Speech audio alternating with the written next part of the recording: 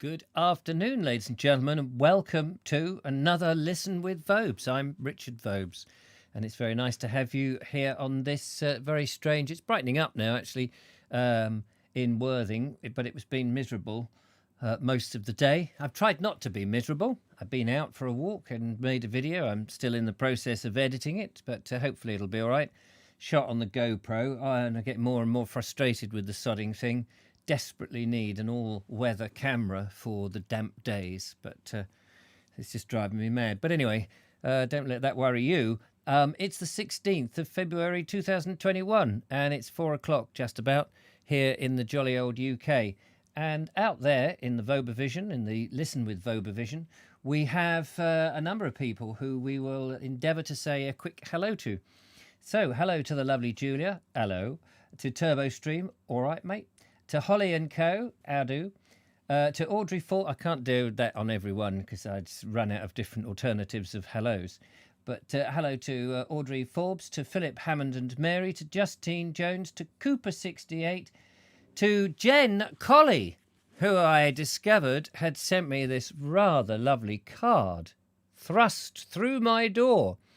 And inside it says, Dear Richard, sorry the squirrel isn't in 3D, but getting it through your letterbox was a bit of an effort. So unfortunately, it seems to have got squished onto the front of the card flat.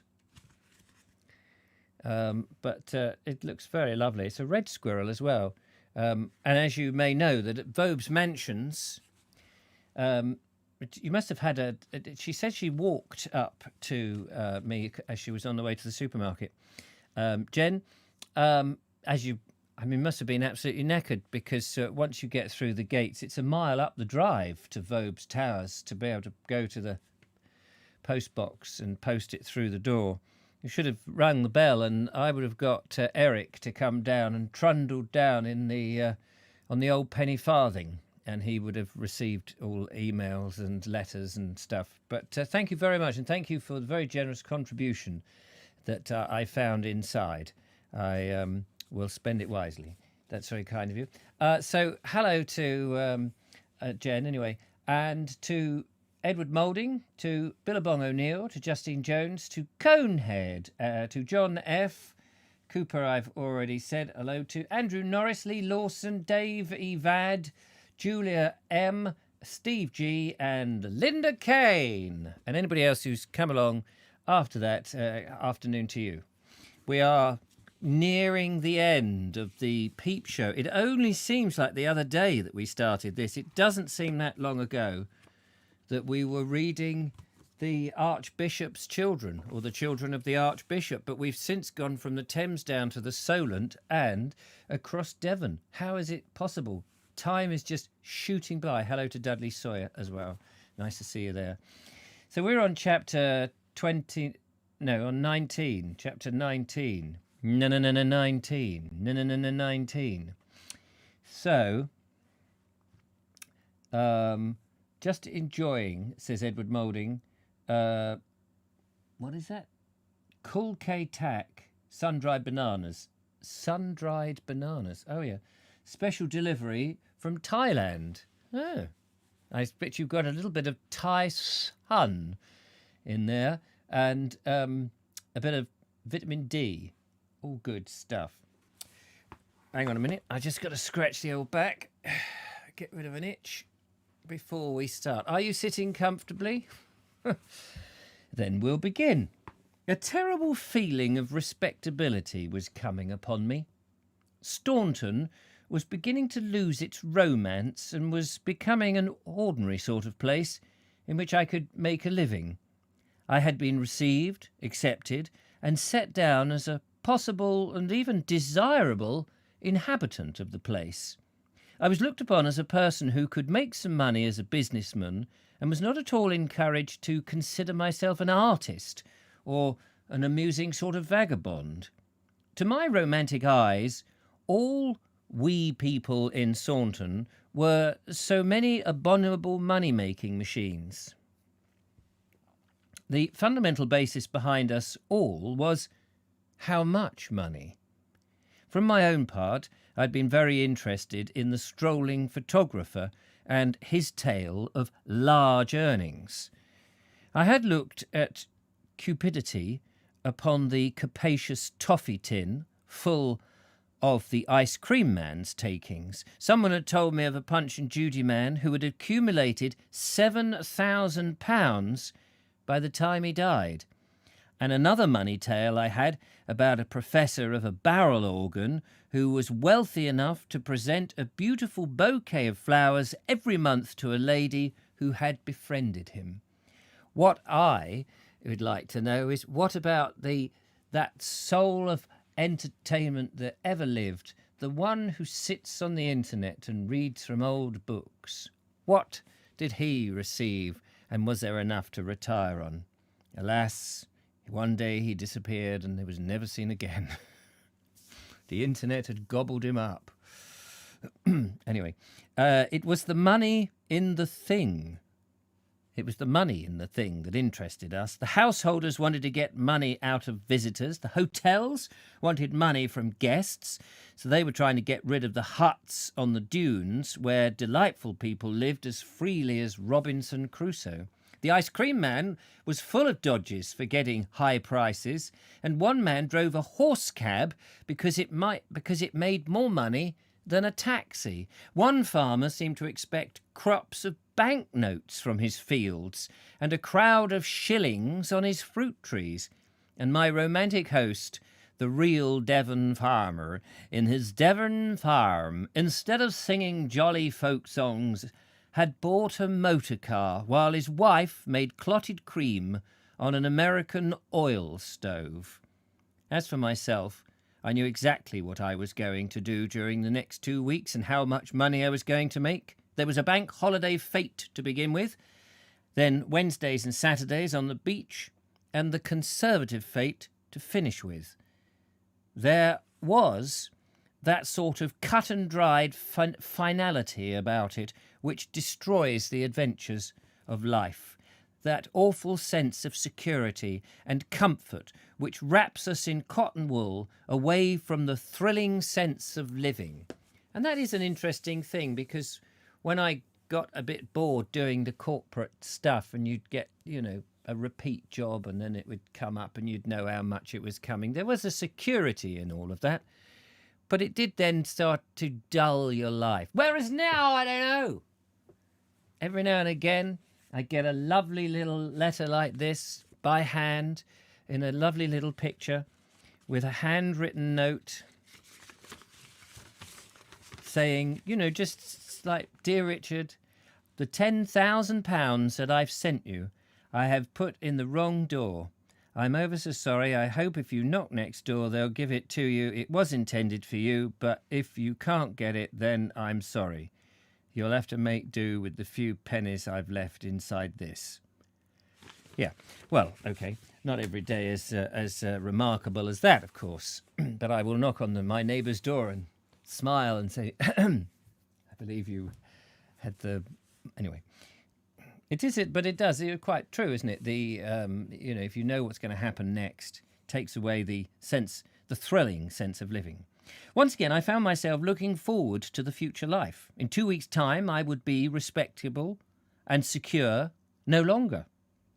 For then, I would turn my back on the sea and march inland across Devon, Somerset, Gloucestershire, and back to the Cotswolds. And as I began to think of the stirring life on the road, romantic Staunton was romantic no longer. And those magnificent engagements at £1 apiece, I began to see in a new light. Actually, they were chains and feathers. Sorry, they're not chains and feathers. Chains and fetters. Feathers, silly man. They held me down to the worldly life, down to the commercialism. And I began to see that £1 would not be sufficient to tie me down to one place and one date, but I must raise my price substantially, although I could not reconcile such a rise in price with the economic laws underlining the mysteries of price and value. In the meantime, I was confronted with the Broughton bank holiday fate, which most people about there called the feet. For some weeks, the Peep show had been advertised on large posters, together with swings, hoopla, coconut, shires, even coconut shires being one thing, and other attractions.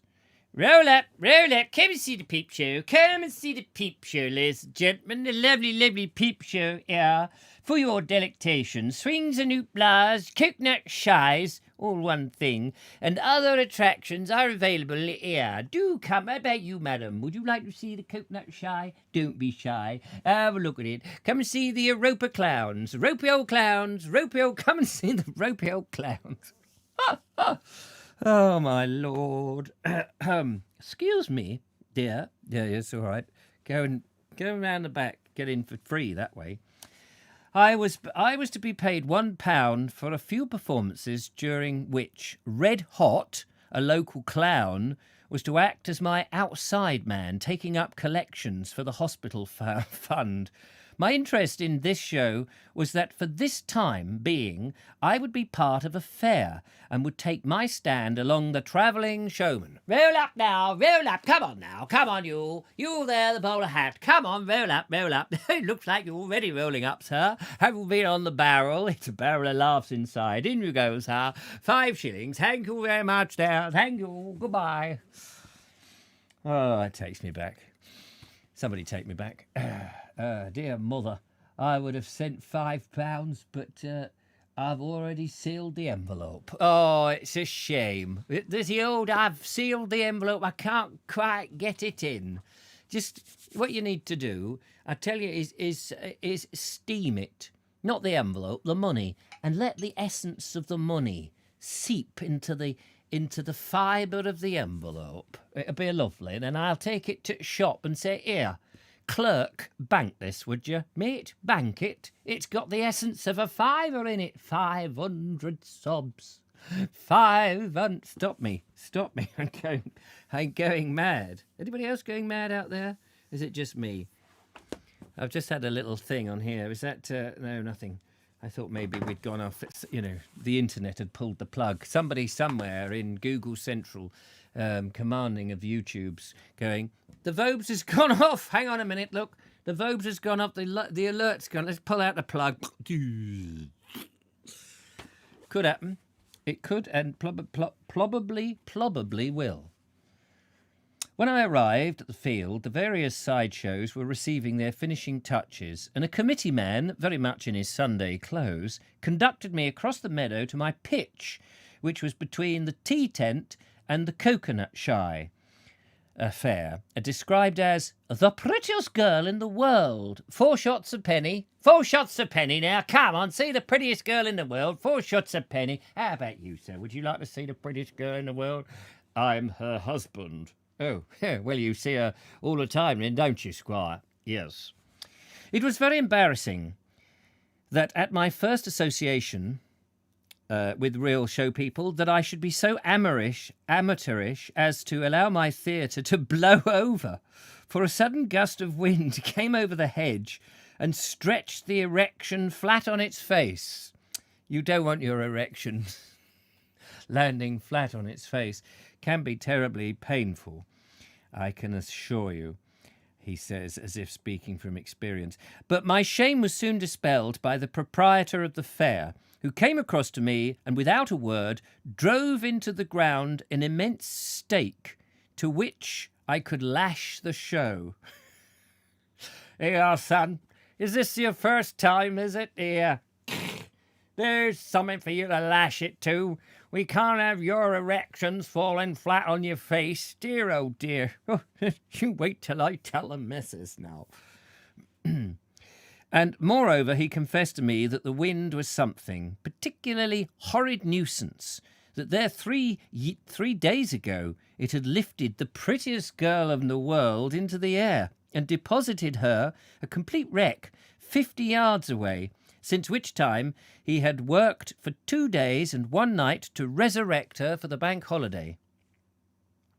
When the public began to drift into the field, the sideshows were ready, and we were all standing at our posts in a very professional state of mind. The boss, stout, bold, and as brown as a berry, guarded the prettiest girl.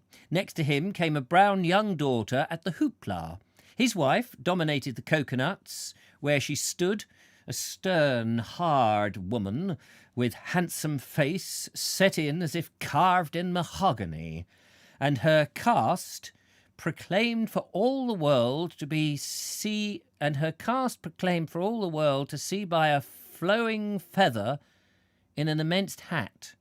I don't know if you understood that sentence. I'm not sure I did. The family was completed by a ramshackle boy dressed in a stripy jersey and waistcoat. The lithe, busy boy, a foreigner, with a queer, dark glint in his eyes.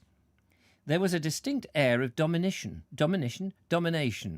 about these show people. They seemed to glare, rather like wild animals, at the comparative innocent country people who were roaming about the field, too shy to commence spending their money.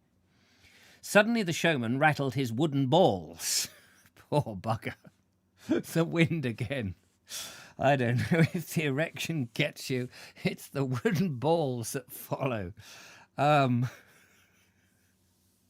Anyway, he rattled his wooden balls impatiently, as you do, and said to me, rattling them away, "They always need a little encouragement," with which he began to shout as if the show, the field, and the people and the whole world belonged to him. "Here, come along here, the prettiest girl in the world, 4 shots a penny, come on now, 4 shots a penny, take your turn, come on there, how about you, madam, in the pink polka dot dress, 4 shots a penny, go on, I'm sure you'll win one of these lovely cuddly toys, what do you reckon, 4 shot, come on now, I tell you what, because it's you, and you're the first one on the stall, I'll let you have 5 shots for a penny, how about that, is that your daughter, prettiest daughter in the world, she is. Bring her up and she can have 5 shots as well for 2pence. There you go. And is that your son next to him? Ugly little brute, the ugliest brute I've ever saw. What a shame in him. Never mind, bring him up and you can have 10 shots for a shilling. Ha ha!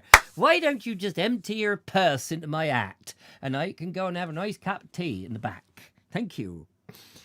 The people did not come along, so he produced some cigarettes, which we smoked. And the kindly old brute began to tell me how he reconstructed his broken show.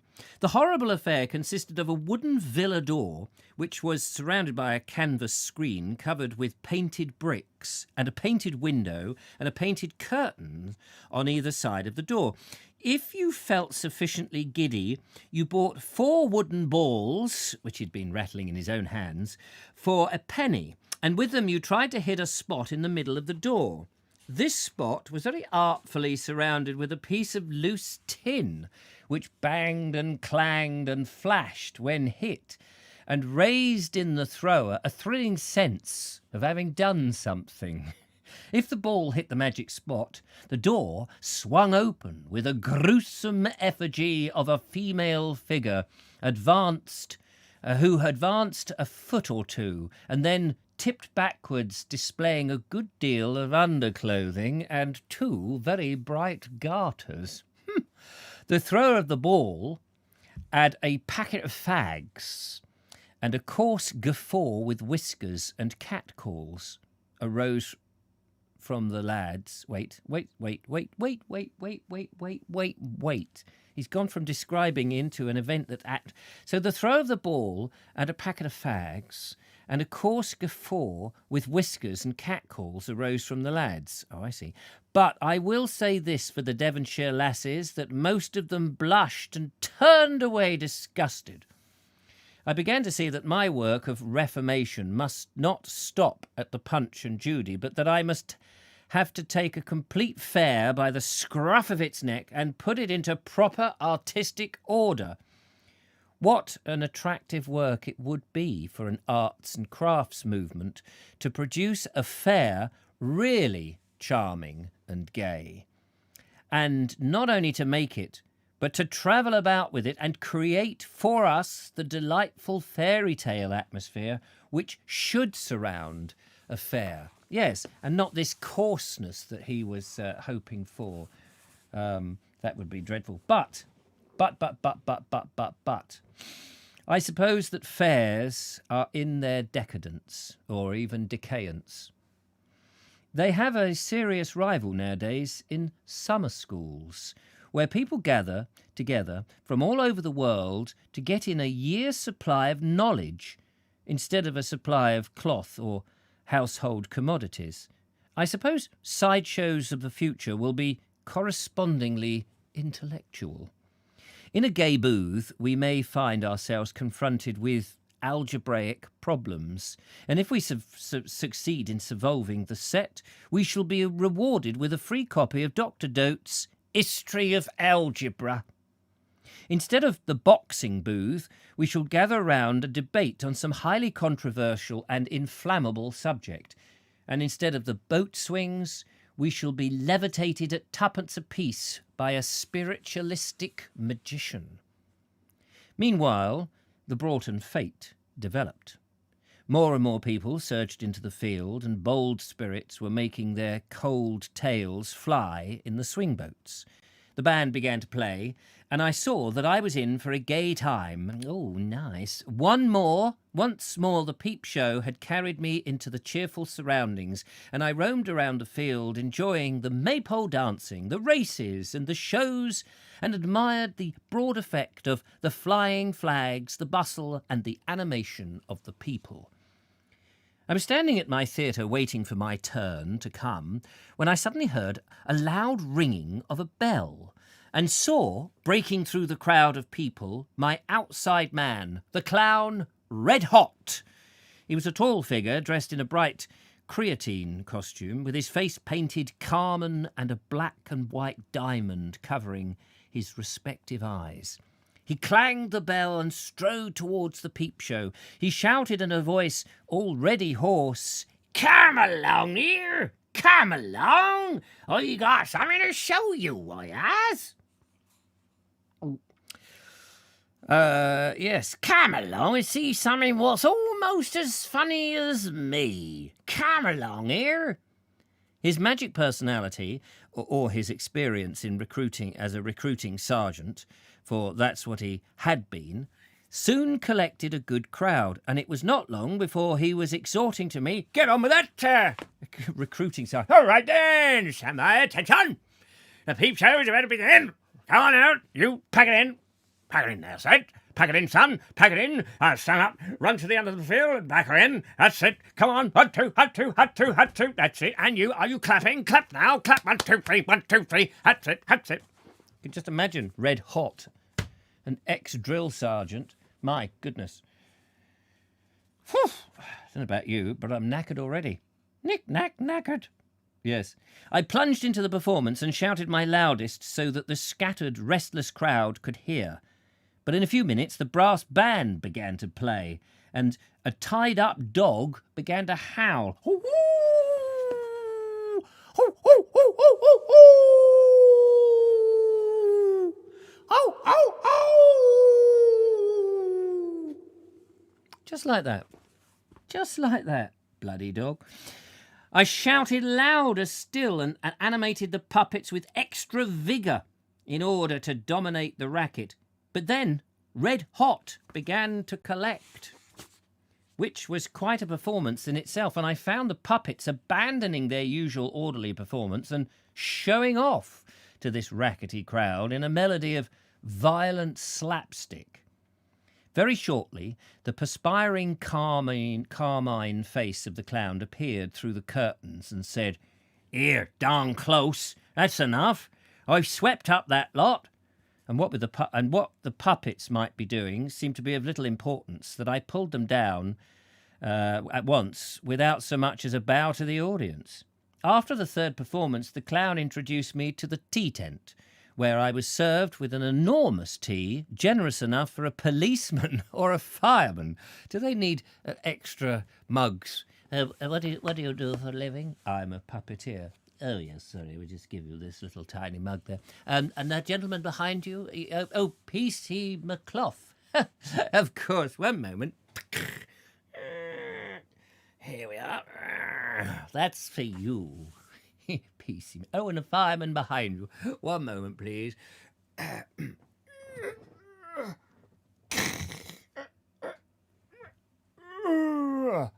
There you are, Fireman McClough. Is it PC McClough? Memory like a sieve. We've all gone Dad's army. They don't like it up 'em. Don't panic, Mr. Mannering. Don't panic. Oh, my goodness. I seem to be in a silly mood today. Is it Tuesday? It always happens on a Tuesday. Have you noticed? I just made that up. Anyway. Yes, where I've served enormous tea, generous enough for a policeman and a fireman. But I suppose in an affair like this, a showman ranks with these. Yes, quite right. After the tea, I was dismissed. My day at the fete was over. I drew away from the internal swinging of boat swings and the cacophonous crowd with the firm conviction that the first essential for a showman at a fair is a set of invincible nerves. In the town, on my way back to camp, I encountered another wandering showman. We came together where two roads meet, and of course we passed the time of day. He inquired if I'd had a good day, and after I'd asked him the same question, we came to a standstill. I'm sure we made a picturesque group there on the old-fashioned street, for this showman was a curious figure wearing a tall grey hat and a red waistcoat decorated with silver buttons. And he was not alone. He was pushing a perambulator disguised and decorated under a riot of red, yellow, green and blue spots of paint. Behind him strutted a pair of respectable goats. Oh, yes. There's some respectable goat. Is that, what was the term for the housewife? What was the housewife we had yesterday? It's not a respectable housewife, but what was it? Not convincing housewife. Oh, what was the name of the housewife we had yesterday? That was hilarious. Not an appropriate, whatever it was. But these are respectable goats. I must say, your goats look very respectable. Thank you. Yes, they are very respectable. I've never had such respectable goats. Oh, it's capable housewife. Yes, there goes. Look, there goes the capable housewife with her respectable goats. And where are the kids? They are the kids. Boom, boom. Oh, blimey. Anyway, a piebald pony walked on one side of the gay vehicle, while two English sheepdogs shambled along at the other. While he was talking to me and saying how he had set out to entertain a lot of motor cars at certain places, but unfortunately, Rotham, he set out to entertain a lot of motor cars at a certain place, but unfortunately, Rotham, the motor cars, had not appeared, and I became conscious of a tugging at my supper loaf, which I was carrying at my arm. I'm sorry. 1 minute you have the ability to talk coherently, and the second you have no idea what he's talking about.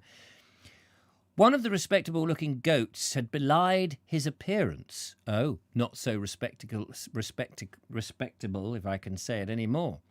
And then I turned round and was ignominiously chewing a piece. It was ignominiously chewing a piece of bread to which he had helped himself.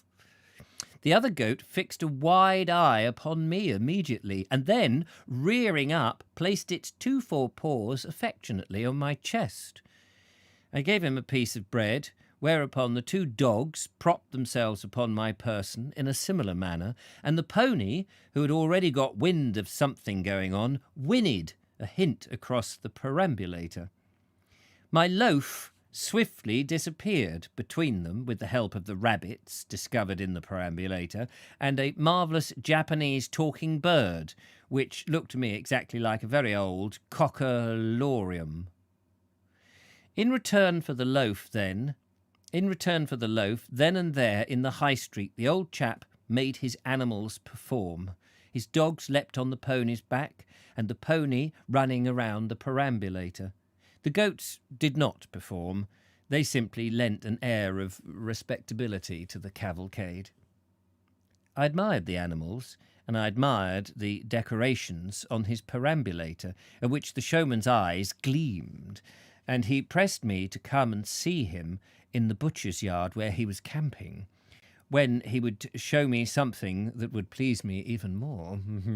Come into the campsite and I'll show you something if you're interested. So I accepted the invitation, shook hands with the goats, bought another loaf, and returned to bury myself in the gracious quietness of the orchard. I thought he was going to have a look at whatever this bloke had in his campsite, but we never found him out. Dear, oh dear, capable housewife. What does a bespectacled, as long as it wasn't a bespectacled goat. There were two bespectacled goats sitting at the pews having hymn practice. We're now on chapter 2020, XX rather, 1010, 20, chapter 20, Staunton Days, an old showman, and the county fete. Don't go there, for goodness sake, says Linda Kane. We're not. We have gone on. Oh, I didn't bring myself a second drink into the... I had my tea a little early, you'll see. A little early, and now I'm thirsty. I may have to dash out and get something to quench the old thirst shortly. A good many people came down to Staunton Sands in those August days, and by working hard and performing until I croaked all my parts like a crow, I was able to collect the amusing amount of 11 shillings and 11pence halfpenny, 10 shillings and 10pence halfpenny, and 8 shillings and 9pence halfpenny, and the 2 Wednesdays and on both the 2 Wednesdays and the Saturday. I also collected more compliments from the audience, except on one unfortunate day when the show instigated a serious argument between a youth and 2 young ladies. Young man gave a very logical and enthusiastic case as to why the Peep show was better than Punch and Judy.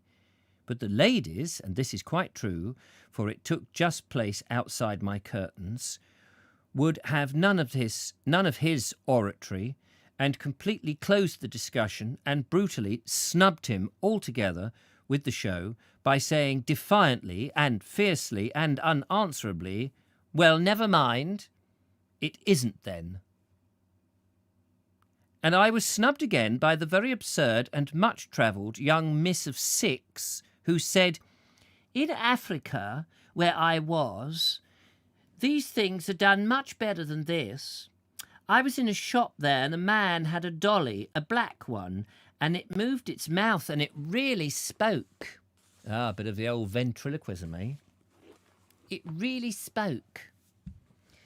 There were amusing moments, too, in the orchard, especially when there was performed before me the classic drama of the boy stealing the fruit. A small boy he was, with the monstrous confidence of a man of 40. He carefully guarded against my interference by announcing himself as a nephew of the farmer's, and that he had only come to get an apple. As guardian of the fruit, I suggested that the apples were not ripe, but he assured me that he knew all the trees, the sweet from the sour, which were ripe at this time of year. Getting his apple was a surprisingly strenuous business, for after he had left me, I was alarmed by a riot among the trees, by branches crashing and twigs snapping, of rustlings and rattlings, and such bumps and thumps of apples and stones falling to the ground that I crawled out of my tent in consternation. But I was very relieved to find that the farmer had been alarmed too, and that he was jumping over the orchard gate, that in a few swift strides he was up with the boy, who was no longer confident or a nephew, but a sorry urchin, emptying out his pockets and other recesses of large numbers of unripe apples called glisteners, the pride of the orchard. "Yeah, you can't have that, you little... Oh, it mean nothing, you stupid... I'll have you... Oh, I'll get my dad onto you. You get your dad onto me, I don't care." And I did not forget the old showman and his animals. He proved a revelation. No. For not only was he a brother mountebank, but also a brother philosopher, an oracle in a red waistcoat, through whom the strangled voice of nature was struggling to express itself. I found him in a butcher's yard, where, for some time, he and his family had been lodged. As he saw me, he began to say, "I've got something to show you. I've done something that I think you'll be very pleased with. It's a thing I should like to show you." I should think I was like, it's an asp. Do you remember that sketch with Kenneth Williams? I've got an asp in my box. It's not a snake, it's an asp. I don't remember all the lines now, but I remember it going something like that. Anyway, we spoke to the pony tethered on a post, teased the 2 goats tied up in a cart shed, and then I was mysteriously invited to come round the corner and see the something. My expectations so carefully raised, I went round the corner and was confronted with the oddest, the lowest, the most comical and old-fashioned little pony shy imaginable. It must have been a relic from some circus, a thing for clowns, an odd affair made for a human being, certainly, and not yet, standing against it. We seemed enormous. He had patched up the vehicle with odd bits of zinc and had decorated it with his own inimitable painting, which might be described as the impressionist section of fair and circus decorative art. I asked him if he intended riding in it himself or what he was going to do with it. "Do?" he exclaimed. "Oh, I haven't done anything yet, but I've got it all in hands and I'm going to do it. There's a lady so-and-so who's going to help me, and the vicar says he wants to see my animals. And Mr. So-and-so, he's a dean, you know. Oh, yes. I've got him, and I've got him, and I've got all the big people, all the ladies, the lords and the gentlemen, and the policemen and the constables. Oh, yes, they all know me.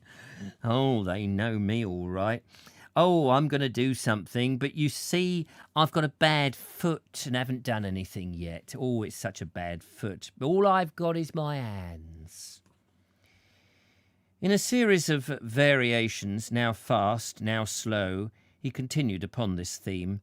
It was a mad composition, a tragic monody, a gregarious, garrulous and gloomy soliloquy. Monody. I've never heard of monody. Garrulous. Is it garrulous? Garrulous? Gloomy soliloquy, which the crazed old man uttered there in the untidy yard, a tale threaded with the deaths of pretty ponies, of clever dogs, of being presented with the mayor's silver buttons, with the tragedy, the sheer terrible tragedy of a bad foot. It was only broken by my asking if he had always been a showman. "Oh, no, sir, no," he said. "I'm a land worker. I used to have an acre or 2 of land in Oxfordshire. Look here, I'll show you something. I'll show you what I am. This is what I believe." And he led me off to a cart shed where the goats were tethered. From underneath the tarpaulin he produced a Bible and an exercise book, and laying inside the Bible he opened the paper book, and it said, "Now this is my business, you shall see. It's all written down here. Go on, read it. I took the book, and this is what I read, all written out in clear copperplate writing, some large and some small, and here and there a long old-fashioned S with mistakes in spelling and scarcely any punctuation. "Firstly, the labour and the land, the backbone of the nation. To give all, serve all, and feed all really abused and blasphemed and despised." Oh, yeah. "Second, put back on the land these mentioned animals, the horse and the oxen. Not mother ploughs in future years, they will starve England to death. Oh, not motor ploughs. They will, in future years, this is interesting actually. Bring back the horses and the oxen. Yeah, I would agree with that.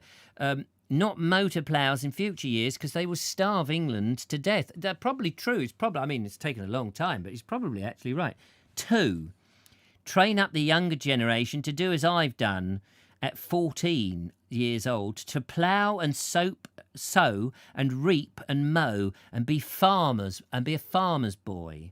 3, give every working man an acre of uncultivated land to break up, and if an industrious and working man, assist that man in the first year, 12 months of labour,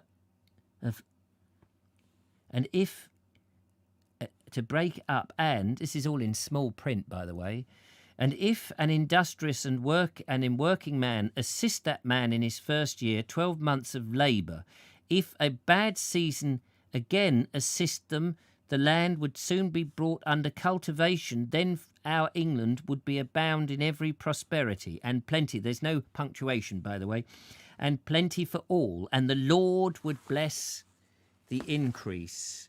Remember, all good gifts around us are sent from heaven above. Thank the Lord, then, for all his love.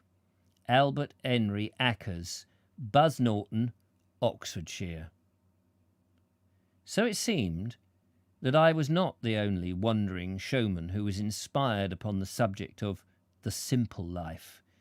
And this was not the first time that I had come across the sentiment in the professional agriculturist. Several times I had caught snatches of it from farmers and farm labourers. There was the old chap with whom I sheltered in a barn, who had criticised the field which lay before us. "See that field, ploughed by a tractor?" he said, scornfully. "You can always tell when it's a tractor's done 'em. They got so patchy and weedy."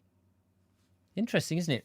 That 100 years ago, even before the might of the change, but this is at 1920s, tractors were incredibly rare back then, that people were worried about the change. And I remember a dozen other countrymen who had talked with equal scorn and to the same effect, criticising tractors, corrugated iron, factory cider, and mechanical binders which ruin the straw and knock out the grain. They even criticised modern maids and the master farmers themselves, whom they accused of riding to dances in motor cars instead of going out into the fields and pulling up the water maids. And I'm quite sure they are right, these sterling old workers, for the only inspiration behind any modern machine is making a fortune, which is greediness, and doing things with less trouble, which is laziness. And the tragedy is that neither of these vile things is realised, and all real craftsmanship has disappeared. Interesting. He's got a very interesting philosophy, well ahead of his time.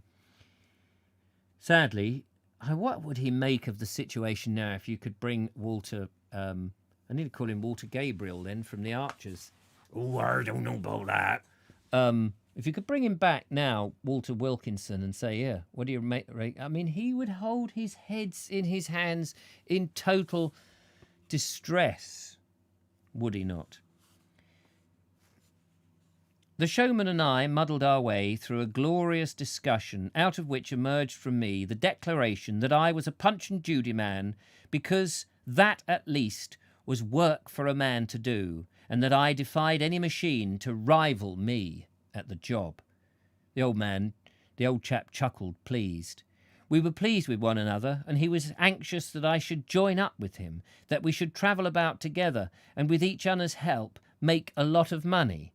He was interested in the business side, but to me it seemed we might have become a pair of troubadours or jongleurs, that we might have wandered about expressing through our performances and our way of living the joy and gaiety, the healthiness and brightness of the simple life, and so have turned the world from the error of its ways.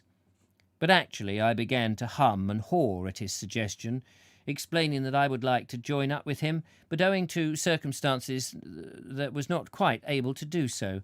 It was difficult enough to get about with a company of puppets, but it seemed to me a nightmare to travel about the country with 2 goats, 2 dogs, a pony, some rabbits, a Japanese talking bird, and a ludicrous little pony stray. So we shook hands and we parted. This encounter, the friendliness of the audiences on the seashore, the kind taxi drivers who gave me lifts in their empty cars, and the fine weather made these 2 weeks at Staunton more romantic than I expected. And the day came swiftly upon me, the last professional day on the coast, when I was to perform at the Conservative Fete. Early on the Saturday morning, a car, which already seemed completely filled with ladies and various impedimenta, connected with the fete, drew up outside the orchard gate, and I, being there ready, immediately strapped my boxes onto the carrier, wiggled the poles in among the ladies, and wriggled myself in, ragged coat and dusty shoes and all. This was a great moment. Here was Punch being honoured in a new way to be lifted from the road and carried away in a motor car full of ladies to the country fete. In Barnstaple we stayed at Brooks to buy sausage rolls, and then we moved out to Tavistock to the Tower Field, an immense pasture high up in the world, which whichever way you looked, Academy pictures of the surrounding country or county, with a pleasant all over. Hang on, lost my space. View at my eyes dancing about. Sorry, it gets a bit tired and dances about, so I can't quite read the words. With a pleasant all-over view of Barnstaple, its bright houses and silver waters, and the rolling country beyond. We, the concert party, commandeered a marquee, originally designed to be the baby's creche. We filled it up with chairs, set up the Peep show, hung up our posters, and lunched. And while we lunched, I pretending to eat my sausage roll but slipping it surreptitiously into a pocket, we conversed about food and what was our sustenance when we were hunting. One young lady saying that she ate nothing at all, and the man confessing that his favourite diet was whisky. I could not give any hunting experience, but as a Punch and Judy man, I advocated abstemiousness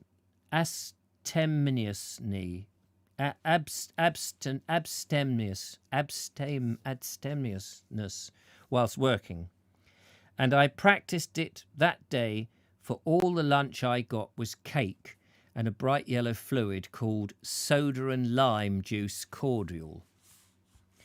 The fete was ceremoniously opened, and the platform made a tour of the stalls and shows, finishing up at our tent. A real general took the tickets, and it was not long before I was deep in the performance to the assembled county. The ladies said, "How sweet!" I overheard a deep voice say, "This is rich."